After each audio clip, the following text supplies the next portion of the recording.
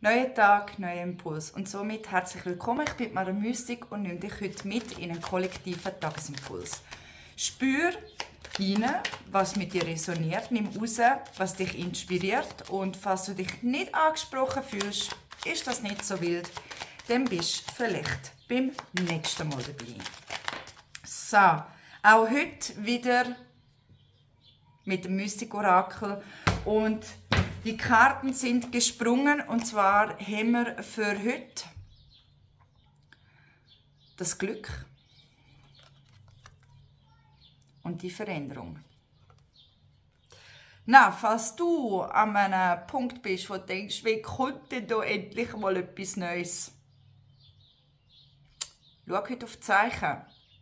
Das Glück steht dir vor der Nase. Die Frage ist nur, bist du auch bereit, um das Glück anzunehmen und eben auch die Veränderung?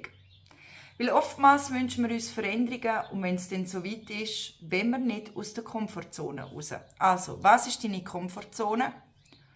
Und bist du bereit, die zu verlassen? Veränderung. Und das ist auch noch ein wichtiger Punkt. Immer wenn eine Veränderung ins Leben kommt, bedeutet das ein Stück weit immer wie der Storch, der ein neues Poppy bringt. Wir kennen das klassische Bild vom Storch mit dem Tuch im Schnabel und drin ist das Kind. Alles darf neu geboren werden, wenn wir auch Veränderungen möchten. Und ja, manchmal tut die Geburt ein bisschen weh, aber manchmal geschieht sie einfach. Und sie darf einfach geschehen. Es muss nicht immer streng sein. Es kommt nur darauf an, was du daraus machst. Und somit ganz ein schönes Tag.